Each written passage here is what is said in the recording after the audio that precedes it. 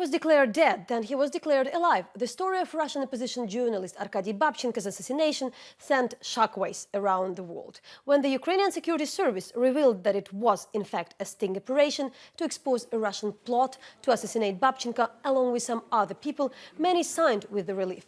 But what evidence does Ukraine have in Babchenko case? As the story is getting even more odd. An alleged hitman who cooperated with the SBU turned to be a monk and an army volunteer.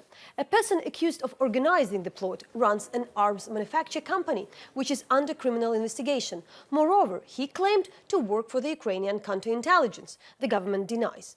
But he indeed names his Russian counterpart, whose personality we'll discuss later, while a dozen of Ukrainian journalists confirmed to Hromadske that they've been invited to the security service, the reason they might be in the list of 47 potential targets. We have with us Gulliver Cragg, the journalist from France 24, and Christopher Miller, who is the correspondent of Radio Liberty, here to discuss the whole story and what new we know. But before, I suggest we watch what Babchenko himself has said, as well what is the head of the SBU command.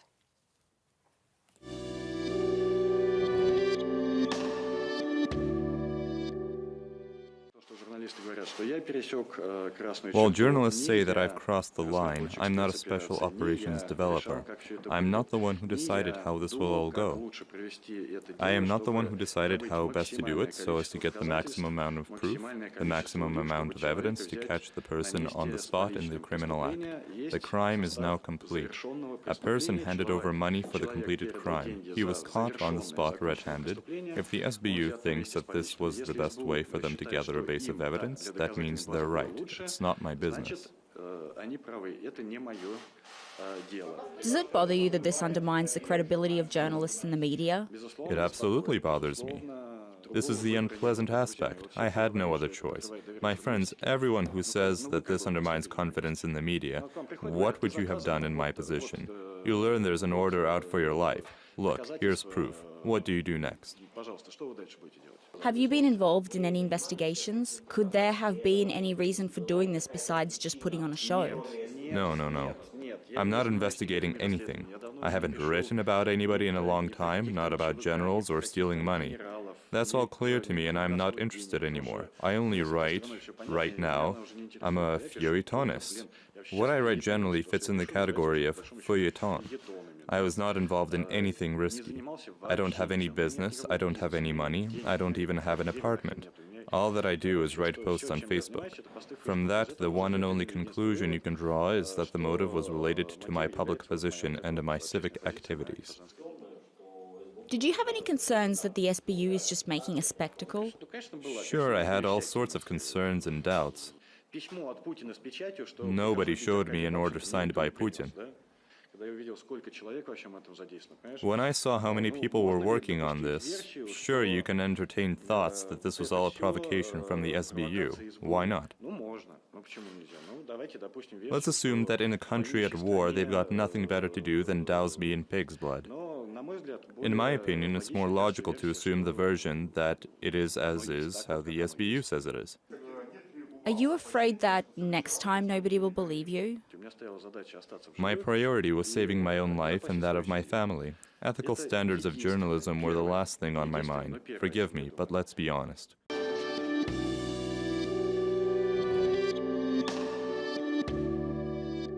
Ukraine Security Service has established that the preparation for the terror attack against the Russian citizen Babchenko is just one element of the operation carried out by Russian special services aimed at a physical destruction of Russian citizens who, due to their political views, are forced to leave the territory of the Russian Federation for Ukraine and other countries purely because they present an objective image of what's going on in Russia. First of all, this concerns journalists, civil activists, publicists who, as I already mentioned, publicly oppose Russian government. We have documented that in order to realize this cynical plan, Russia hired a Ukrainian citizen. For today, I will only mention the first letter of his second name. It's H. He received a command to find, in exchange for a financial reward, an executor for this audacious murder. In order to carry out this attack given by the Russian Special Services, Mr. H offered his acquaintance, one of former soldiers in the East, in exchange for $30,000 to carry out this terror attack, the murder of Russian journalist Arkady Babchenko. Moreover, being the organizer, he personally handed over $15,000 to the executor up front. Overall, Mr. H received $40,000 for carrying out this operation from Russian special services, of which $10,000 he kept for himself, being both the mediator and the organizer. We have the information that after carrying out this terror attack, Mr. H planned to leave Ukraine. He already had purchased a ticket, and according to the data we have, he planned to go to Russia via a third country. We would also like to inform that the Russian Special Services also set another task for Mr. H, that is, illegal purchase using the Russian Special Services money, weapons, and ammunition in order to create armories in central Ukraine to store them. Just think about it. The order contained 300 Kalashnikov guns, hundreds of kilograms of explosives, unlimited quantities of cartridges, ammunition for grenade launchers, mortar mines, and a lot more. All of this documented within the secret investigative searches. Why did we not tell you last night? Because the investigators and operatives of Ukrainian Security Service had done a great load of work today. The investigative and operative actions are still in process. 3 hours ago, the organizer of the assassination was detained in Kyiv by us.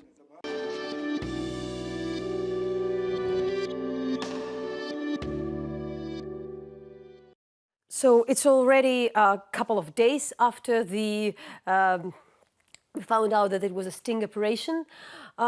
So do you have more evidence? What is the latest? What is this hardcore data which should make the world believe that it was worthy? Because I understand everybody discussed the trust, the ethical part of it, but what is the evidence? I think it's worth starting by saying it's really a great shame that at the moment Ukraine is coming in for a huge amount of criticism for what it did, when we know that since Vladimir Putin has been in power in Russia, a number of journalists have been assassinated. Vladimir Putin and his people have been accused with quite a lot of credibility about a number of terrible crimes. Also, there are 70 Ukrainian political prisoners in Russia at the moment, and it's important to keep things in perspective and not lose sight of the fact that there are good reasons to suspect Russia and to know that Russia is committing a lot of terrible crimes. But the Ukrainians need to realize that this criticism about the way they staged this operation was bound to come because they are simply asserting that they have evidence, which they haven't shown us. The only source for any of what we know about this story, basically, the only source is the SBU, the Ukrainian Security Services, and Arkady Babchenko himself. And we're journalists. We can't just take their statements as if they were fact, especially considering the reputation that they have, which is not as the most credible of institutions. Chris, do you know that maybe somebody had been shown this evidence? Maybe, I don't know, the ambassadors of the foreign countries. Maybe there are people beside the SBU who have seen something which exactly said that the threat was imminent. There was no other option. Unfortunately, no. No journalist that I know has seen any evidence on paper, right? There's no hard proof that any journalist has seen. Arkady Babchenko himself, I believe in his first television interview after he was resurrected, said that he himself had not seen any evidence, that he was simply told by the SBU of the operation.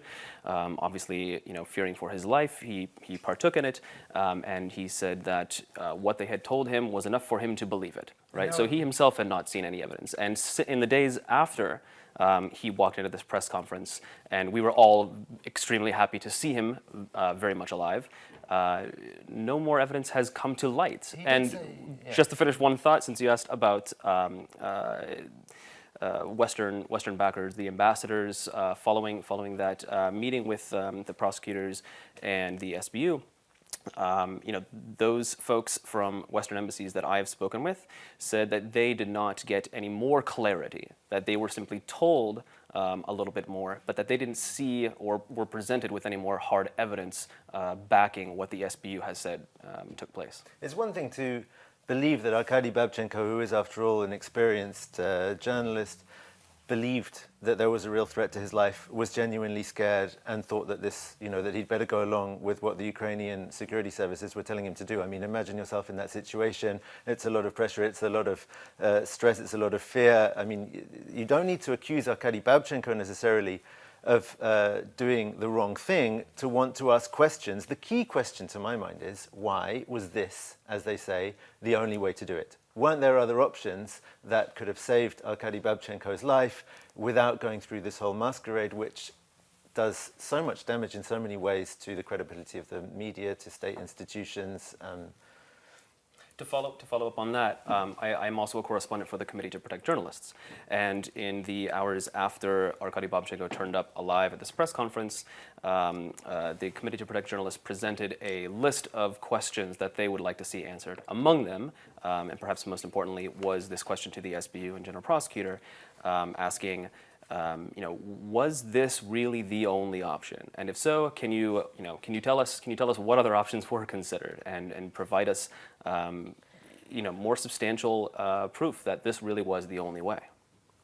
It would it would help Ukraine if they could quickly show what is the evidence that they claim to have gathered about this plot. But so far, they haven't really shown anything. They're just asking us to take their word for it and getting more and more angry with Ukrainian and foreign journalists, and there are a lot of Ukrainian and foreign journalists who have been criticizing the way that this operation was carried out. And instead of answering the questions that people are opposing, people seem to be receiving, more and more angry responses from Babchenko himself. I mean, okay, maybe the guy, he's gone through a traumatic, but also from MPs like Anton Hromadske, from the Ukrainian authorities all seem to have thought that they would just be applauded for carrying out this amazing operation, and when the reaction hasn't been that, they have basically got angry and said people are being unpatriotic, or people are playing in And I think that is disappointing, considering the fact that Ukraine is engaged in an information war with Russia and is a victim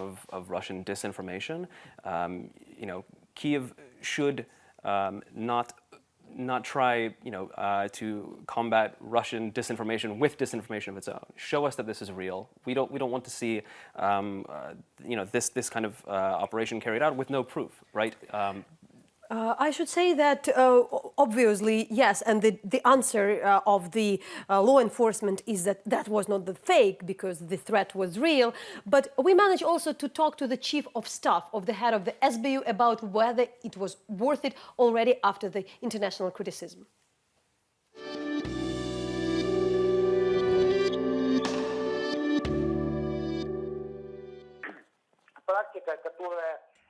The practice that Ukraine's security service used is an international practice. For instance, France in 1982, a similar crime, an ordered murder of 2 political immigrants. In order not to enforce my personal views, I ask everyone to find this story on their own and read about it. See how similar it is to Ukraine's.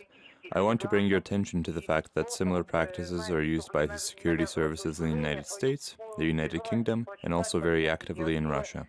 We did not think about the theatrical effect when we planned this operation. I want to bring your attention to Arkady's words, his emotions. He said that the SBU employees put their noses to the grindstone. This is his independent assessment of the SBU's work. With regards to his appearance yesterday, I don't think there was anything theatrical about it. Yes, there was a shock factor about it. We don't hide that this was part of our operation, but this was directed first and foremost at the employees of our opponents, the employees of Russia's security service. And this shock was also intended for receiving a more emotional reaction, which we did. The Foreign Minister of Ukraine, Pavlo Klimkin, speaking before the United Nations Security Council Committee, called for the world to help investigate this murder. And now it turns out that we lied to the entire world. By we, I mean Ukraine as a state. Did you predict such a reaction from our foreign partners? Will they still believe us as a state later? Look, coming back to 1982, I want to remind you that after the operation by French special services, the President of France gave a public speech and even cancelled his visit to Romania. This is just an analogy we can draw. With regards to the actions of Ukraine's security service, we base them exclusively on Ukraine's law and its criminal procedure code. What the security service did does not go beyond the legal framework. Our task was to do this in secret from the people who ordered the assassination, from the representatives of Russia's security services. We wanted to show the world to what extent Russia uses hybrid terrorism methods in Ukraine. So now let's put these two things on balanced scales. On one side, the sole statement from Klimkin, and on the other side, the demonstrative picture of the cynical provocation to kill not only citizens of your own country, but also the citizens of another country on foreign soil. In my opinion, the side that has this illustrative image will win by far. Why was staging a murder necessary? Why not just pretend that he was wounded and hide him in hospital? This would have created less drama about it.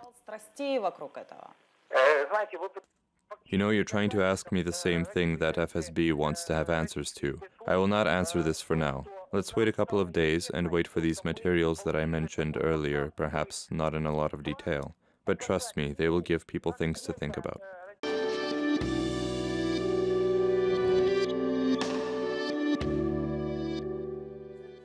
That yes, they did it the way that they did it in order to have the shock factor, in order to maximize the emotional impact. That sounds to me like an admission that it was not the only way, but that they thought that it would be the best way to attract the most attention and to have the biggest shock factor. I mean, that shows that they really grossly underestimated the negative aspects, the bad effect that what they were doing would have on the general situation in this information war that they're in with Russia. Do they forget that Russia constantly claims that the British faked the poisoning of Sergei Skripal in March and his daughter?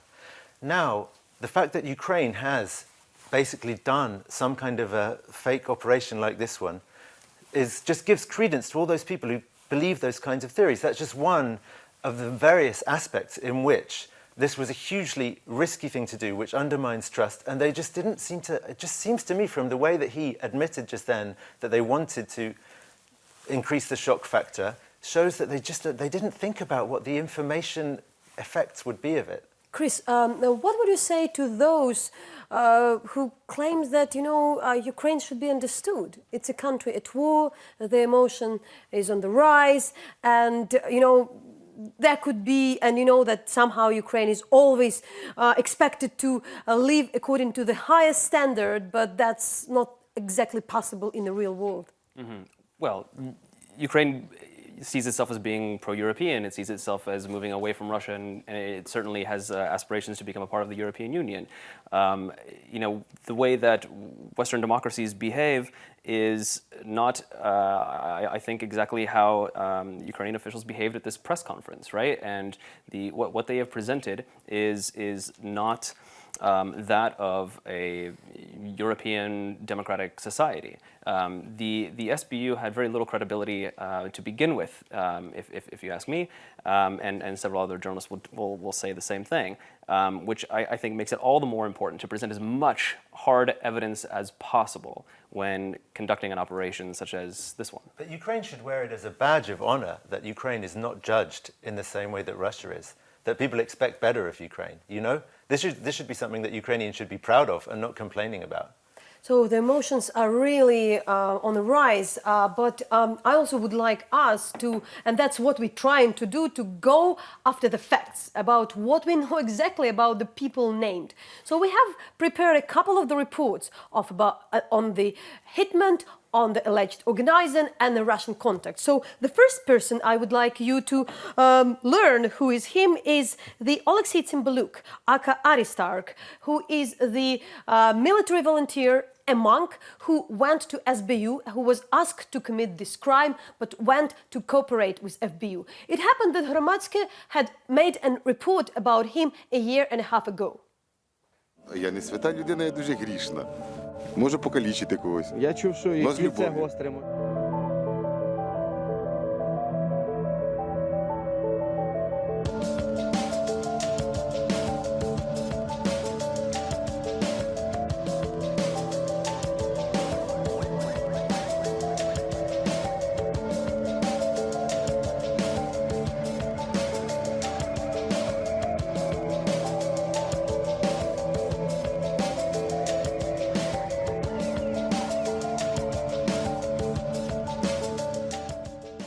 Чого прийшов до нас ворог на землю? Він в себе вдома нещасливий. Значить, йому треба прийти до когось і забирати чуже. Раз воно нещасливе, раз воно мучиться, не живе, то відібрати в нього життя, то не є гріхом, то є просто актом милосердя до нього. Просто треба все робити з любов'ю.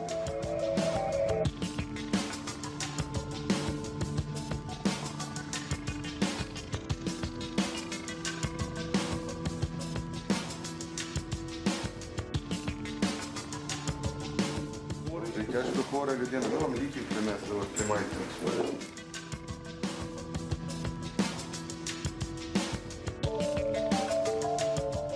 Знаєш, от є гріх вбивства, да? А є позбавлення життя. Я ж теперь останешься От один. такого, як ти, позбавити життя не є гріхом. Ну хорошо. І от коли Каїн позбавив життя Авеля, Господь на нього положив свою печать. Оце твоя печать зараз.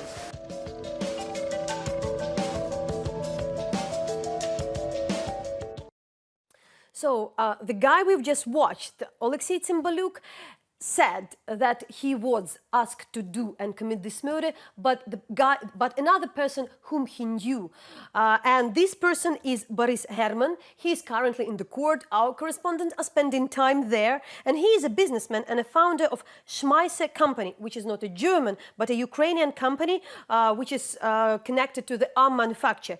And this guy, Boris Herman, knew Tymbaluk since 2009 because they have summer houses nearby. And let's watch the comment of Mr. Herman. I work with these intelligence services. I've been working with them for a fairly long time, around half a year. It so happened that a friend of mine from long ago who is currently living in Moscow had been in the employ of Putin, specifically in an organization dedicated to discord in Ukraine. This fact was reported to the leadership of internal intelligence and counterintelligence. I personally think that this counterintelligence should be working, not the SBU.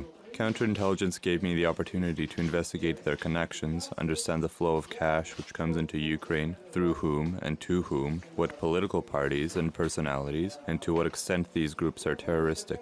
Which territories are they financed by, how are weapons stocked, and what are their general plans?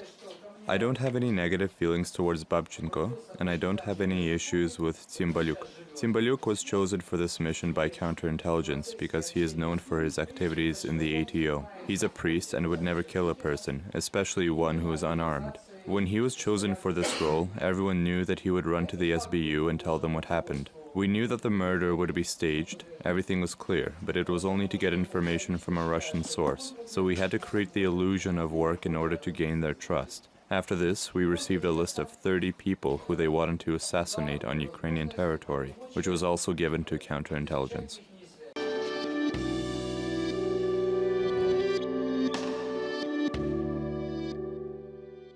And finally, the Russian connection. So Herman named his contact in Moscow, which in the Putin Fund.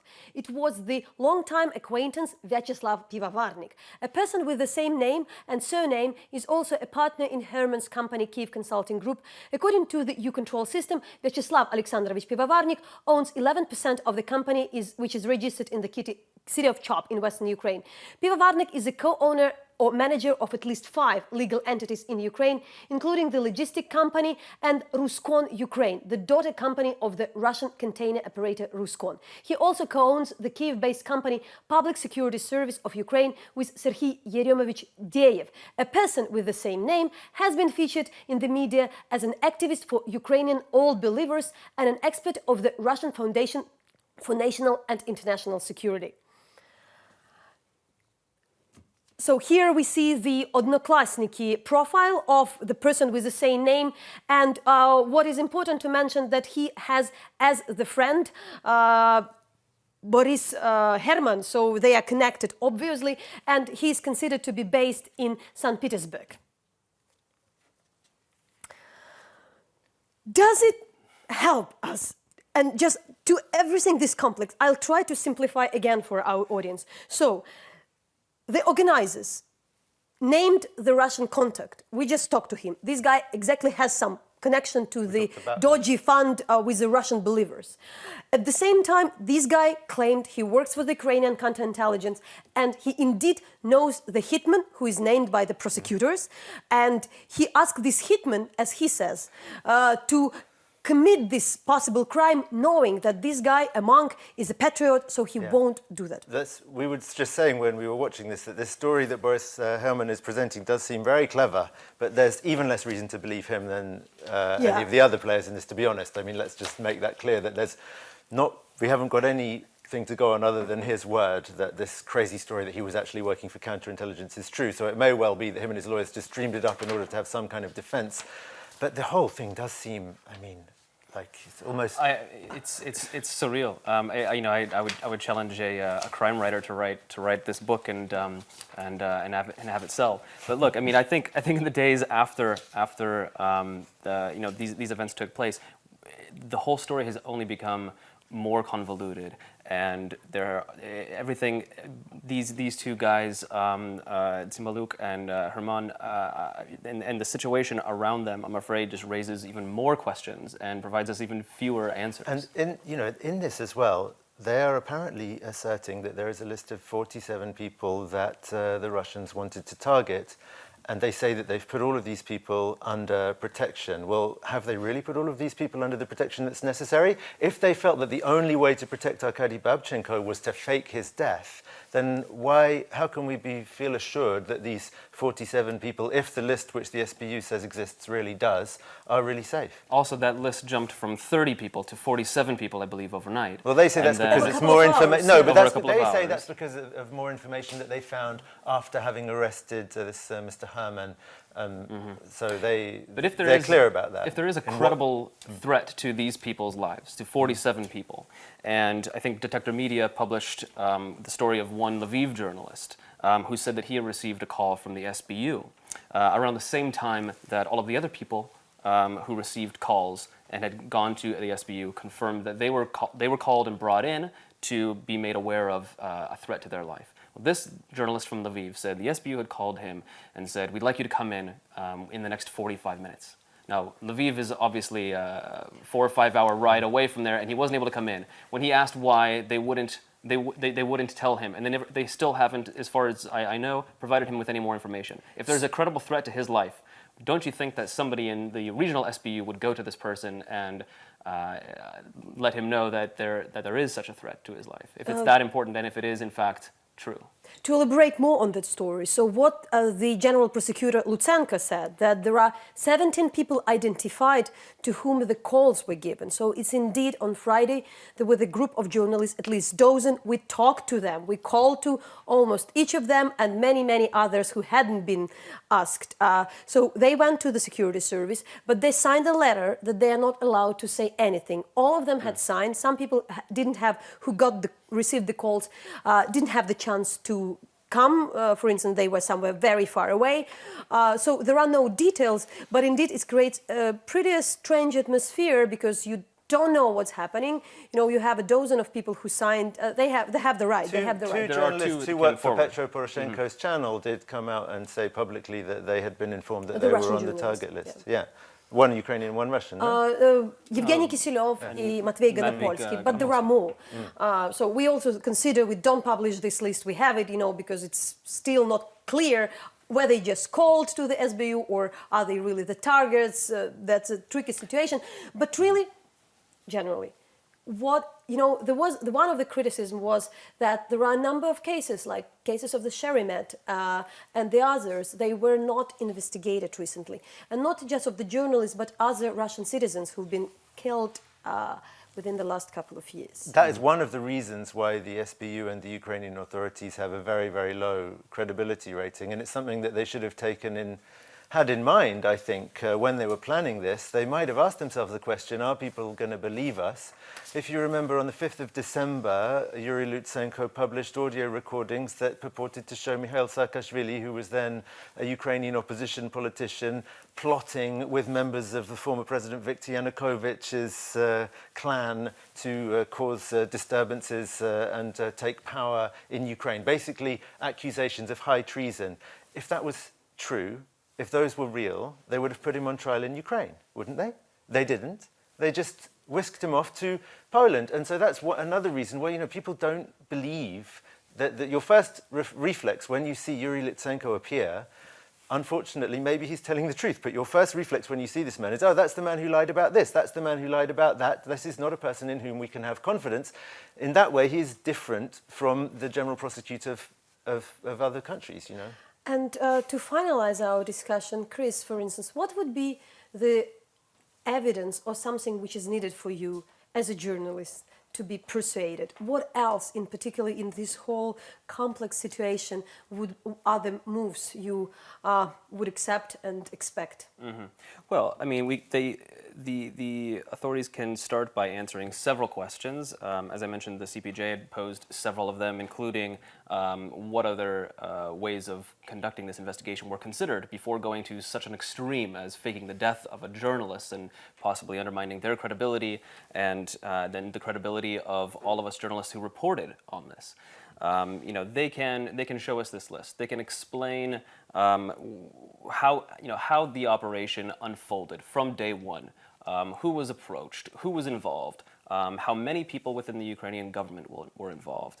They can better show the direct ties to the security services of Russia, who they say are behind this and masterminding it, right? If they're so certain that Russia's behind it, don't tell us, show us. Right? They need to be held to a very high standard. I don't think it's enough for a country that is at war, that is the victim of disinformation and to just simply say. I think they should not play in this Russian game. They should rise above that. They should provide us proof to show us that this has happened. Thanks a lot for the discussion, and I encourage everybody to stay with Hromadske International with this story. I know there are a lot of debates, but we're trying to follow the facts. So I also suggest that you go to our webpage, an.hromadske.ua.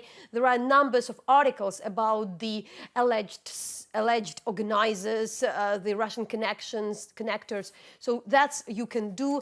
But also for the final of this segment, we have a very short interview or just a comment from the director of the arm manufacturer company Schmeisser, who used to work with the suspected organizer.